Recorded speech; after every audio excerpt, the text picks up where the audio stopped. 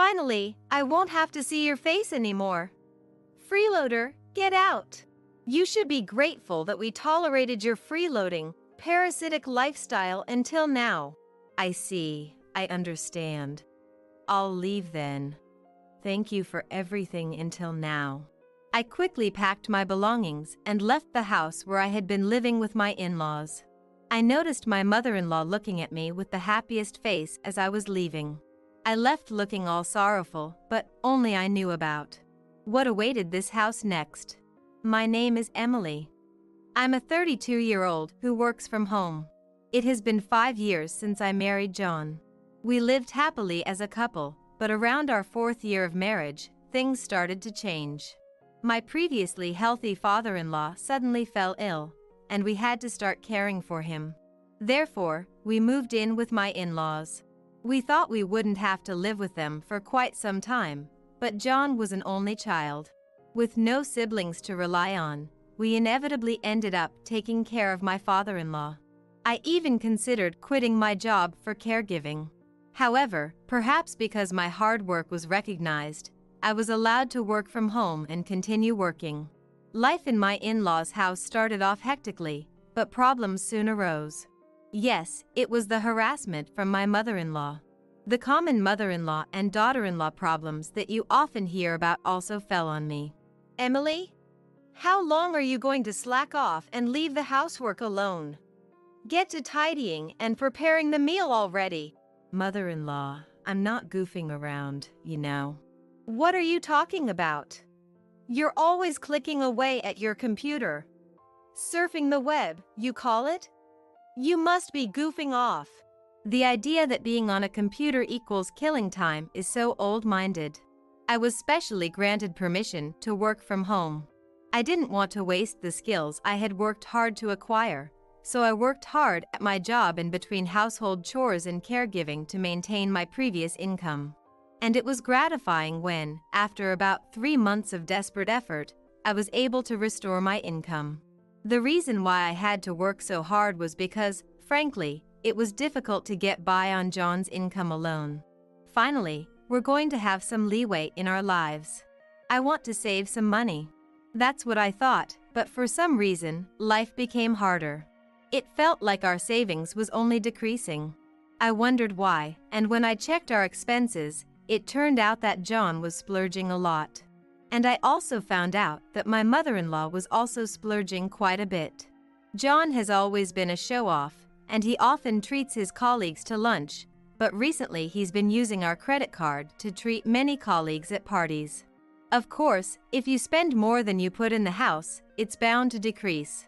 My mother-in-law, for her part, takes up multiple hobbies at the invitation of her friends, and she unhesitatingly uses money for class fees and expenses for socializing. With both my husband and my mother-in-law throwing housework and caregiving duties at me and splurging as they please, I couldn't take it anymore. As I was covering all the living expenses with my income and couldn't even think about saving, I became anxious and decided to talk to my husband and mother-in-law. Both John and mother-in-law, you seem to be spending a lot of money wastefully lately. We're going to run out of savings at this rate, so could you please hold back a bit on spending? Upon saying this, my husband John and my mother-in-law strongly rebutted. You think I wouldn't care if my colleagues see me as a stingy man? You want me to get looked down upon? It's okay if you're not always the one to treat them. Besides, even if you don't show off sometimes, they won't think you're stingy. I'm always considerate towards the people at my office to make sure we all work well together. You wouldn't understand anything about work. It's fine to treat your colleagues to lunch, but how does taking your colleagues to a girls' bar on your dime relate to work? Aren't you just doing it because you enjoy it?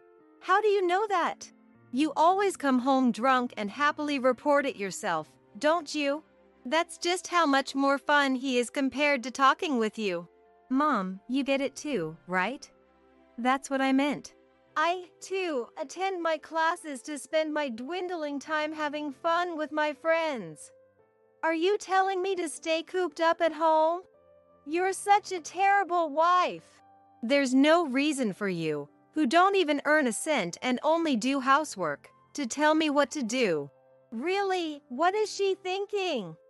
Acting all high and mighty when she's just a housewife. I do work. And you guys know it. I'm earning and contributing to the household, you know. I'm also taking care of your father, not just doing housework. Don't lie. My mom takes care of my dad, and since you're not even going to the office, you're not earning much, are you? Who the hell do you think you are? Getting all cocky just because you work part-time. Stunned, I was lost for words. It seemed like this mother-son duo really didn't understand that I was truly working and taking care of the house and father-in-law, all while earning. Moreover, my mother-in-law seemed to have told John that she was the one taking care of my father-in-law, making me look like a lazy housewife. I considered leaving several times. But the reason I refrained was, of course, my father-in-law. My father-in-law has always been very kind to me since I got married to John. And he would always say, "Emily, I'm really sorry that a great daughter-in-law like you has to put up with so much." Father-in-law? I don't mind taking care of you. What are you talking about? I do feel guilty about needing care, but I feel even worse about how my wife and son are treating you. You're being taken advantage of, aren't you? Well, yes. With just John's income, we wouldn't be able to maintain a living. I know that it's all thanks to your hard work that we're getting by. Father-in-law, you knew? It turned out that my father-in-law had been aware of the household situation for a long time. And every time he needed care, he would thank me and speak to me with a kind voice. I loved my father-in-law, and I didn't find taking care of him a burden at all. What if I left this house? I was anxious about who would take care of my beloved father-in-law, so I decided to take care of him diligently until he passed away. And about a year later, my father-in-law passed away. During the funeral of my father-in-law, whom I loved so much, I cried the whole time. Seeing me, my mother-in-law coldly said, "Emily, why are you crying so much?" Without shedding a tear, my mother-in-law showed no signs of grieving for my father-in-law. So, of course, I replied, "What? My father-in-law has passed away. Of course I would be sad. I've been taking care of him all this time."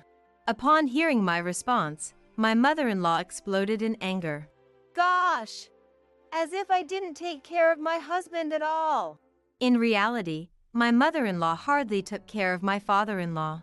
She took advantage of me, doing neither housework nor caregiving, and claimed she was too busy with her hobbies. Despite that, she always found the time to go out. She played the part of the poor mother-in-law being bullied by her daughter-in-law, even pretending to cry in front of the relatives. From the outside, it seemed like I was a terrible daughter-in-law, to the point where people said, "Please stop being so harsh on your mother-in-law. Please stop being so harsh on your mother-in-law." Some even sided with her and blamed me. I was merely grieving the death of my father-in-law, yet even strangers blamed me. It pissed me off. I chose to stay away from our relatives. Then, John, having noticed me, approached me to complain. "So, you embarrassed my mom in front of our relatives, huh? What are you talking about? I don't understand. I was just crying and grieving your dad's death. Then your mom came up to me making snide comments, that's all. I heard you were talking as if she did nothing for my dad. I didn't say such a thing. I was just talking about how sad I was that your dad, who I had been taking care of, passed away.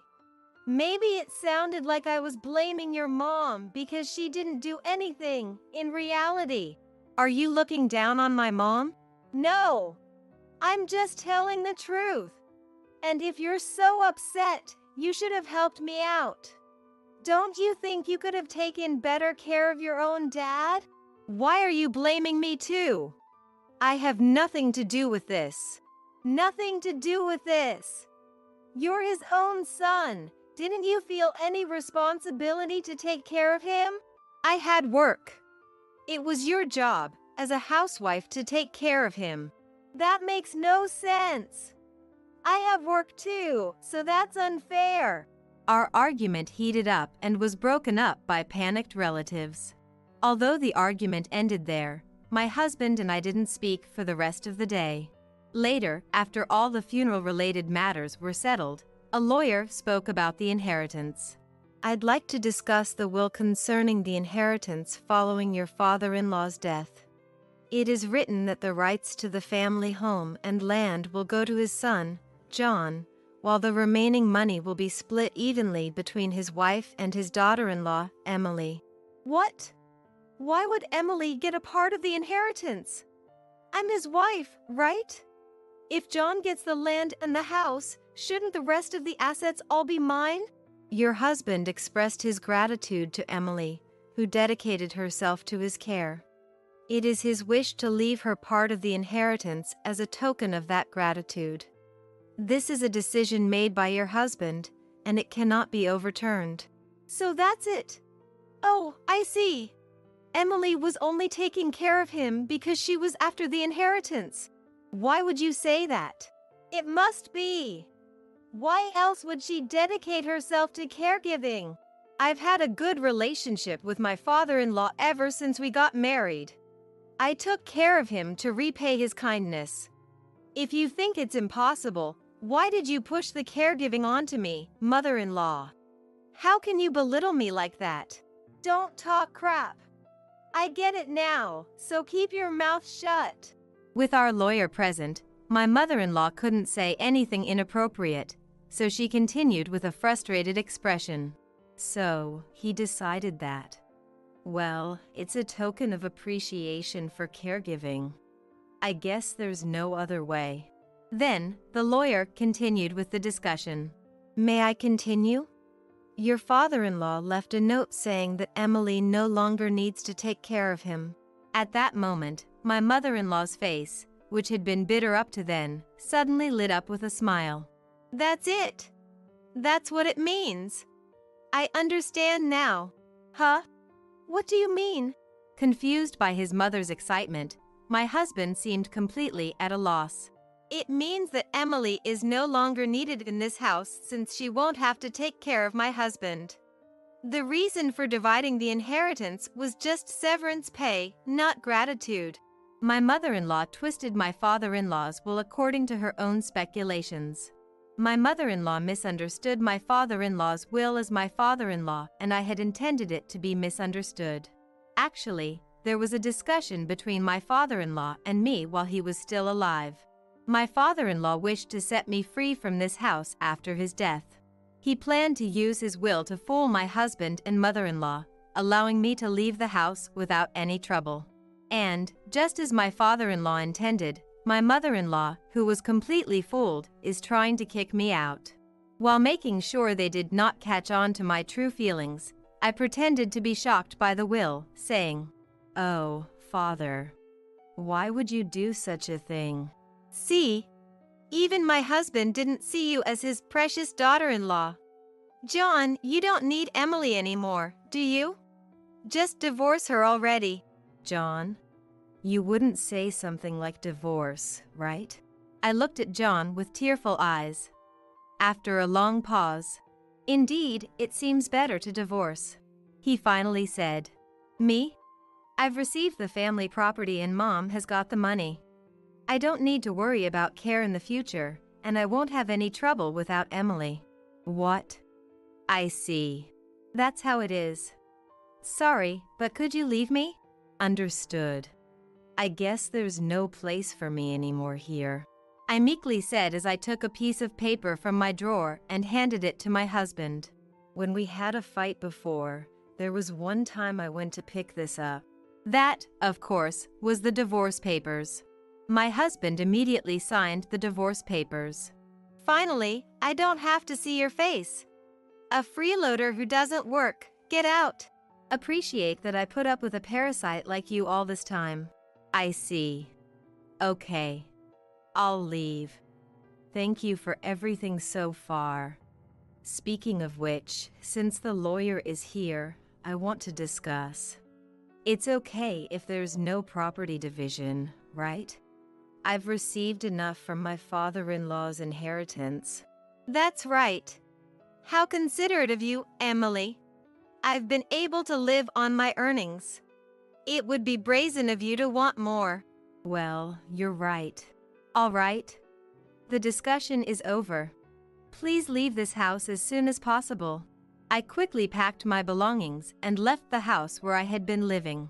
My mother-in-law was watching me leave with a joyous face beyond words, not knowing what awaited in this house. After leaving the in-laws' house, I immediately submitted the divorce papers to the city hall. Arriving at the apartment I had rented in advance, I shouted in the wide room alone. Yes! I've finally been set free. I'm free. I just couldn't help but yell. I was so happy to be free from the painful married life. I can't thank my father-in-law enough, who planned the escape from that house. Since then, I've been enjoying a too comfortable life alone. I adapted to working remotely at my in-laws' place. But now that I left, I now have much more time to dedicate to my work. My income has increased due to that, and I'm able to live a luxurious life without being disturbed by anyone. One day, I got a call from my ex-husband, John. It's been a while. What brings you to call me? Emily, please help us. We're having a tough time making ends meet. Is this some kind of joke? Weren't you the ones who told me to get lost? Even though we're getting the same salary as before, for some reason, we don't have enough money. We can't live like this. Oh dear, haha, that does sound tough. I decided to drop the final bombshell. Well, that's because my salary isn't going into the household anymore. What do you mean? Don't you understand? You couldn't afford your lifestyle just with your salary. All those splurging, and you never noticed? I couldn't afford our lifestyle with my salary alone. Of course not. You've always been squandering all your salary on yourself. The only reason we could get by was because of the money I was bringing in. You and your mother, at your ages, your habit of spending is just ridiculous. What? So how much were you making, Emily? Let me see. Back then, it was around $4,800 a month, I guess. You were making that much. Yes, I was. Bet you didn't know that, did you? By the way, now that I don't have any hindrances, I'm making even more, haha. Even over the phone, I could tell my ex-husband was shaken. Emily, how about we live together again? Huh? It was a mistake to kick you out. It's not too late to start over, right? What are you talking about? It's obvious you're just after my earnings. No, that's not it. I've realized that I still love you, Emily. Don't talk nonsense. I have no desire to return to your place. By the way, what happened to the inheritance your mother received? You should have plenty left from that, right? Well, it's nearly run out. There's no way. She got about $100,000, right? There's no way you could have spent all of it in such a short period of time. We enjoyed shopping and overseas trips. Also, we lost nearly half of it in casinos. Both of you are just hopeless. I'm speechless. I'm a stranger now. I can't do anything about it, and I don't want to. But don't say such cold things. Help us. I don't care. I'm ending this call. Don't call me again. With that, I hung up the phone and immediately canceled the contract of his phone. I have no idea what happened to my ex-husband and ex-mother-in-law after losing all means of communication. However, when I passed by their house nearly a year after that phone call, the place had been demolished. They must have had to let go of the house due to financial troubles. Well, it's none of my business anyway. As for me, I decided to spend my newfound free time on a new hobby and started attending a wine class that I had been interested in. There, I met a man 2 years older than me who was actively pursuing me. After a year and a half of dating, we got married. He's a humble and warm-hearted man who is a rising star at a well-known company and earns a high salary. He respects my work and we have a happy married life where we respect each other. Lately, I've been thinking that perhaps this reward was a gift from my father-in-law. Because I've been leading a self-indulgent life without looking after myself. Grace, the elderly woman I visited for home care, sighed as if she had known this was coming all along. The news had arrived that Grace's estranged son had passed away. Grace went back to her room and said, "Please, leave me alone for a while." I could faintly hear Grace sobbing inside the room, but I couldn't think of any words to comfort her. Having lost my son before, I knew from experience that no words of encouragement could touch the heart at such a time. I left a sandwich in front of her room and wrote a note saying, "Please eat a little, if you can." An hour later, Grace called me in. "Thank you for the sandwich. It was delicious." She had a bright face as if she had wiped away all her sadness. It seemed like she was putting on a brave face not to worry me. Grace, with her usual calm expression, said, "Chloe, I hate to ask, but could you go to the office and submit the death certificate for my son? It's hard to get around in a wheelchair." "Understood, I'll take care of it." Having lost my own son, Stephen, just a year ago, I was more than willing to help. After completing the paperwork without any issues, Grace called me in again and said, "Chloe, you have really taken good care of me this past year. Thank you. But you don't have to worry about me anymore. You can stop coming from tomorrow. Today will be your last day." I felt a darkness envelop me. How am I supposed to raise my young grandson William from now on? My name is Chloe, in my 60s. Once, in my 30s, I dated a man named Thomas, and we had a son together. "We'll build a wonderful family together, the three of us." That was my promise, but somewhere along the line, everything went wrong. As soon as Thomas and I got married, his once kind demeanor completely changed. He started to vent his frustrations on Stephen and me when work didn't go well. Complaints about dinner being late, the child's crying being annoying, and lashing out at us over any little thing that didn't go his way. At first, I tried to endure it, but Thomas's behavior only got worse day by day. His outbursts became so uncontrollable that not even my voice could reach him, and I too started to feel cornered. "Enough is enough. I can't follow you any further. It's one thing for me, but I don't want Stephen to suffer the consequences." Wanting to protect young Stephen from the fallout, at 40, I decided to divorce Thomas. "Do as you please. If you think you can survive on your own, then go ahead." I understood Thomas's warning, but my desire to escape the harsh reality was stronger, so I took young Stephen and left the house. Stephen was just 6 years old then, barely starting elementary school. After finding a small, affordable apartment and finishing the move, can I really raise Stephen to be a fine person on my own? I watched the setting sun and wondered. But seeing Stephen's carefree smile made all those worries dissipate like fog. "Stephen, from now on, it's just you and Mom, but we'll make it through." And I promised. Stephen would amusingly share various events from school, and I never felt the hardship. I started working part-time at a supermarket to support us, and when I came home tired, Stephen would run up to me and massage my shoulders. "Thank you always. Stephen, you're really thoughtful and kind." "It's nothing. It's because you always work so hard for me, Mom." His words would instantly lift all the fatigue of the day. However, living on a part-time income only increased my anxiety about the future. Thinking about Stephen's school fees and entrance exams, it was clear that things would get financially tighter. So, I decided to boldly step into the caregiving profession. With an aging society, the demand for caregivers would only grow, and if I could get the qualifications, I wouldn't have to worry about food on the table. Convinced of this, I worked as a caregiver while acquiring various related qualifications. Even as Stephen entered his sensitive teenage years, he grew into the same pure-hearted child and started part-time work in high school. I didn't want to overburden Stephen, who was preparing for exams, but he would smile and say, "This is for my own good. Part-time work is part of learning about society. It will surely help me when I look for a job later." After graduating from high school, Stephen got a job at a small local factory. Around this time, Stephen had a fateful encounter with a woman.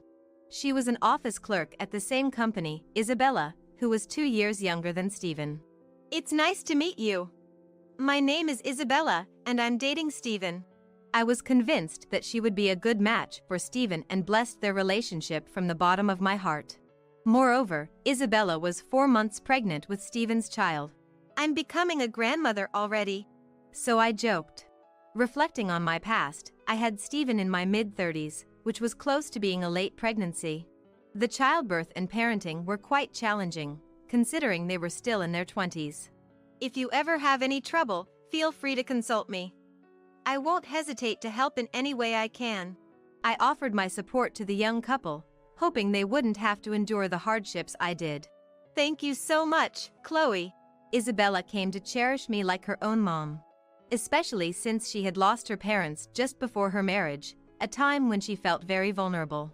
Soon after getting married, Stephen and Isabella rented an affordable apartment nearby. Half a year later, Isabella gave birth to a healthy boy. They named him William. "William, it's your grandmother. Nice to meet you." I couldn't help but smile as I looked at William. "I wonder who he resembles. Does he have Stephen's nose?" "It's too early to tell," Stephen said with a wry smile next to me, and the nurse laughed amusingly. Following the birth, Isabella decided to quit her job and focus on raising her child. "I can't be left behind."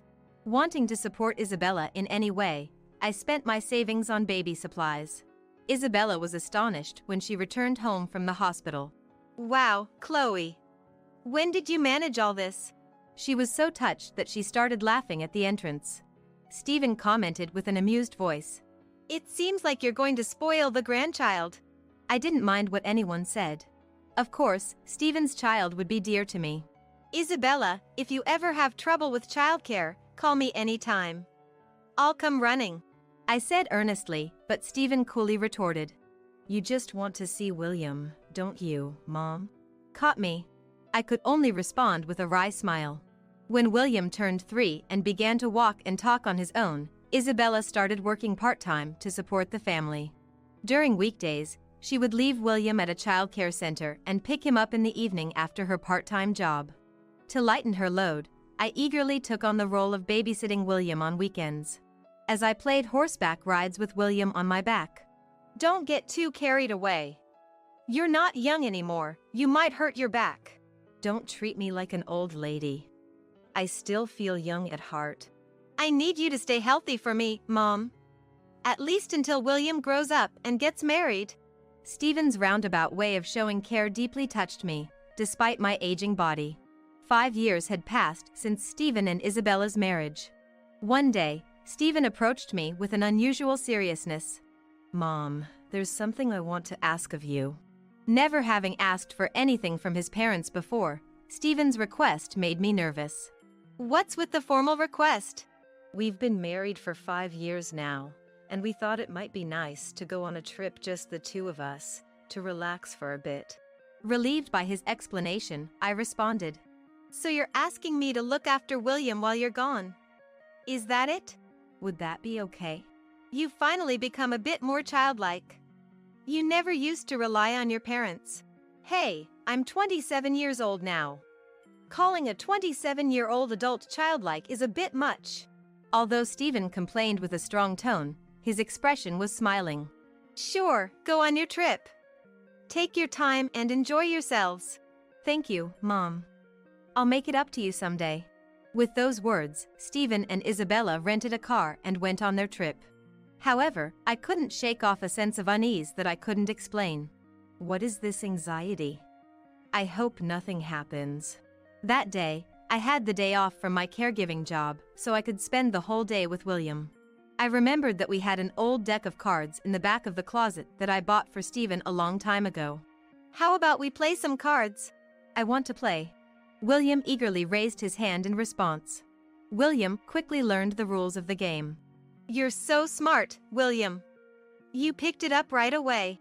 "It's boring to play alone. I want to play with Dad and Mom next time." By 9 p.m., even the energetic William had tired himself out and dozed off on the couch. "You'll catch a cold sleeping there." I said as I picked him up and carried him to the futon in the bedroom. When did William get so heavy? I used to be able to lift him so easily. I was reminded once again of how quickly children grow. Just as Stephen said before they left, I have to live a long life, at least until William grows up and gets married. Thinking this, I gazed at William's face, now peaceful and asleep in my arms, wishing for this happiness to last forever. Then, suddenly, the phone rang. It was unusual for anyone to call me at 9 p.m. A bad premonition ran through my mind. Tentatively, I picked up the receiver, and it was from an unfamiliar regional hospital. The person on the other end spoke in a calm tone, methodically explaining the situation, but each word felt like a curse, darkening my vision. "Excuse me, what are you saying?" "Stephen and Isabella are both in critical condition, unconscious. It's a dangerous situation that requires immediate attention." "What's wrong, Grandma?" William, sensing something unsettling in my somber expression, looked up at me worriedly. "William, let's get changed quickly." After hurriedly dressing a sleepy William, without caring what I was wearing, I asked a neighbor to drive us to the hospital where Stephen and his wife were taken. Upon arriving at the hospital and walking down the dimly lit corridor of the emergency department, "This way." The nurse led us to the ICU. Both were in the intensive care unit, motionless with tubes inserted in their mouths. "Stephen! Stephen!" No matter how much I called out, Stephen didn't respond, just like a doll. "Mom! Mom!" William also repeatedly called for his mom, but the response was the same. Eventually, without regaining consciousness, both their heartbeats stopped, and a moment of silence fell in the ICU. Breaking the silence, "Stephen!" I shouted the name of my beloved Stephen. In the end, both of them didn't make it. After calming down a bit, the local police hesitantly explained the situation of the accident. Unable to respond properly to a car driving the wrong way, this was the result. Their words swirled in my head, causing confusion. That night, Stephen appeared in my dreams smiling and waving at me. I was incredibly angry. "You idiot. You told me to live a long life until William gets married, and what about you? Why did you have to go before me?" I yelled at him over and over. I wanted to run to Stephen and hug him tightly, but his intangible body slipped through my arms. Eventually, Stephen took Isabella's hand and walked into the light, heading towards heaven. "You two are really foolish." When I woke up, my cheeks were wet with tears. William gently wiped them away with his hand. "Don't cry, Grandma." Being comforted by William, how foolish I am. I can't stay down forever. "William, Dad and Mom are gone, but from now on, it's just you and me. Let's live our lives together, supporting each other. I still have things I must do. For the sake of raising the only family I have left, William, I switched to a better-paying home care job. I was dispatched through a referral to the mansion of an elderly woman in her late 80s named Grace Smith. She seemed to be quite wealthy as the mansion was spacious, but Grace was living there all by herself. I wonder what I'll do if she's difficult to deal with. The world she lives in seemed so different from mine, it was overwhelming. Even before entering, my anxiety only grew. But I can't afford to complain when it's all for William. I chided myself for wanting to whine. The mansion was too large for one person to live in, especially since Grace had been living in a wheelchair for many years. I sympathized with Grace, thinking how hard it must be to move around such a large house. The pathway leading to the entrance had a gentle slope and handrails installed. As expected of a wealthy person, the accessibility features were impressive. When I rang the doorbell and introduced myself as a caregiver, a dignified elderly lady greeted me with a warm smile. "Welcome. I am the owner of this house, Grace Smith." "Nice to meet you, I'm Chloe. Your garden flowers are beautiful." I complimented the splendidly blooming flowers in the flower bed as a greeting. I was advised by a senior caregiver that it would be good to start the conversation from there, assuming she had a strong interest in flowers. As I hoped, Grace's face softened even more with a gentle and kind expression. "Oh, I'm delighted to hear such words from someone as young as you." Although I felt a bit resistant to being called young, I graciously thanked her. Grace was never arrogant. She treated me rather like a family member, which made me feel at ease. "From the first time we met, I didn't feel like you were a stranger. I wonder why. Is it because of your name? My name, Chloe? Long ago, it was the name of a woman who had a connection to me. Sorry for the unnecessary story. No, it's fine. Then, as we spent time drinking coffee, we gradually started to share stories about our lives every day. Grace's husband had passed away from an illness a few years ago, and she had been living alone in a wheelchair since. Do you have any other family? Grace looked sad as she responded. I do have a son, but he only comes by when he's short on money. It's boring to talk about this with you. I didn't know how to respond, so I just smiled awkwardly. What about your family, Chloe? I had a son, but he recently passed away in an accident. That's terribly sad. There's no greater sorrow than losing a child. Grace squeezed my hand gently to comfort me. Fortunately, I was blessed with a grandson, William. He's a 5-year-old boy, quite mischievous, but he's the reason I can find the strength to keep living. That's wonderful. Having someone precious to protect is a beautiful thing. It becomes a reason to live. Grace also said, if you'd like, bring him over sometime. It must be lonely for him to stay at home alone.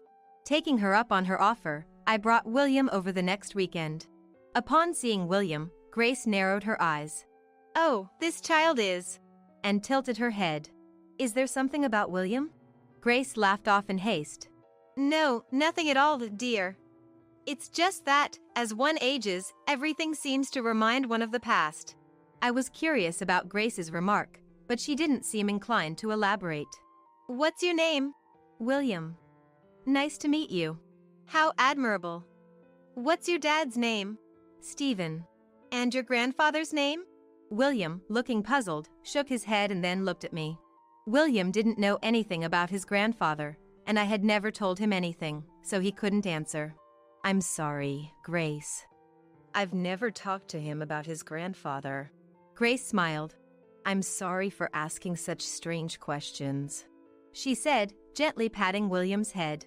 A year after I started caring for Grace, news arrived that Grace's estranged son had passed away. Because I've been leading a self-indulgent life without looking after myself, Grace murmured with a sigh, as if she had known this was going to happen from the start. But when she returned to her room, please, leave me alone for a while. I could faintly hear Grace sobbing inside, but I couldn't think of any words of comfort to offer. Having lost my son before, I knew from experience that no words of encouragement could reach the heart at such a time. I left a sandwich in front of her room. Please eat a little, if you can. And wrote a note saying, an hour later, Grace called me in. Thank you for the sandwich. It was delicious. She had a face as if she had wiped away all her sorrow. It seemed like she was trying not to worry me. Grace, with her usual calm expression, said, Chloe, I hate to ask, but could you go to the office and submit the death certificate for my son? It's hard to get around with these legs. Understood, I'll take care of it. Having lost Stephen just a year ago, I readily agreed to help. Several documents were needed to submit the death certificate. When I went to the office reception to prepare each document, I discovered an unexpected truth. The deceased son's name was listed as Thomas Smith, a name I couldn't possibly forget, the name of the man I once loved. Stephen's dad and William's grandfather. How could this? How could this? Learning this shocking truth, I suddenly cried at the reception, bewildering the staff. Are you all right? Can we help you?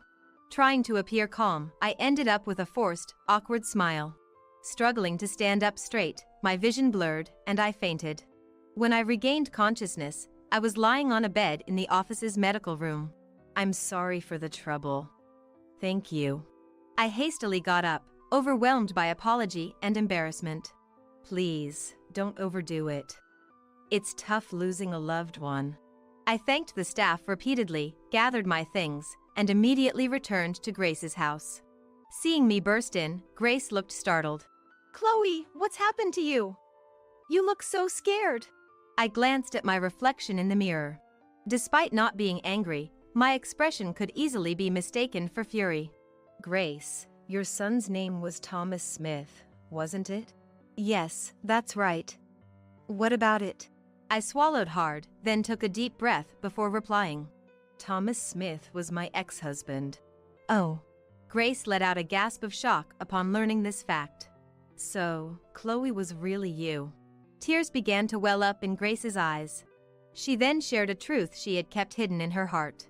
Thomas had clashed with his wealthy father and left home right after dropping out of college. Since then, he had been estranged from his family, only starting to visit his mother after his father passed away. During that time, Thomas and I met and I became pregnant with our first son, Stephen.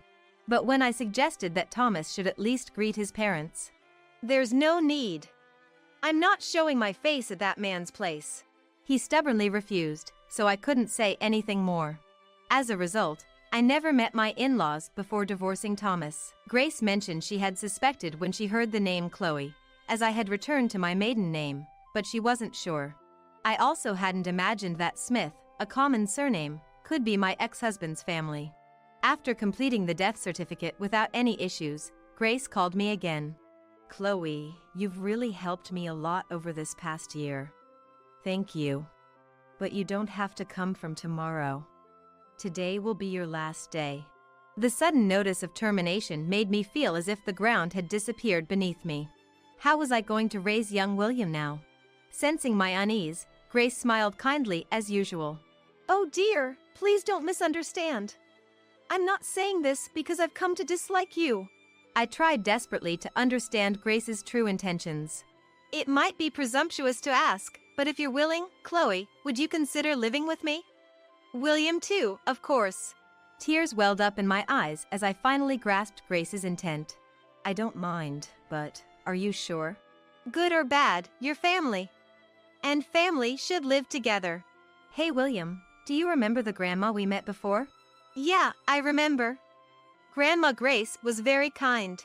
"That grandma is your grandfather's mom, your great-grandma." William tilted his head, seemingly puzzled by the concept of a great-grandma. "Grandma Grace said she'd like us to live with her, the three of us. What do you think?" Without hesitation, William exclaimed, "Yay! I love that grandma too." And so, William and I began our new life living with Grace in her mansion. As William grew, he began to resemble Stephen more and more. "William is getting so big. Watching him reminds me of Thomas as a child," Grace said, watching William with a loving gaze. "Grandma Grace, let's play cards together." "Let's do that. We can eat some cookies too." Perhaps it's the blood connection, but William has grown quite fond of Grace. With this strong family bond, I felt confident going out to my home care visits, knowing William was in good hands. To ensure I see William's happiness with my own eyes, I knew I had to stay healthy. On the anniversaries of Stephen and Isabella's passing, Grace, William, and I would visit their graves. "Stephen, Isabella, William is doing well in school. He even won first place in a marathon recently. Isn't that great?" And then, "I wish I could have met Stephen while he was still alive," Grace said, standing beside me. The cemetery has become more accessible nowadays, with elevators installed throughout. Thanks to this, Grace could visit more easily in her wheelchair. "Now, it's Thomas's turn." "Chloe, are you sure?" I squeezed Grace's hand. "Thomas is an important family member who brought us all together. Without him, Stephen and William wouldn't have been born," I said, patting William on the head. "I know it might be selfish of me, but if you're okay with it, Grace, could we have Stephen and Isabella's remains moved to the Smith family grave?" "Of course. We're family, after all." A chill seemed to pass through us as the wind blew. "Aren't you cold?" William moved closer to Grace, holding her hand. "Your hand is warm." "And your body is warm too." As we headed towards Thomas's grave, I pushed Grace's wheelchair forward.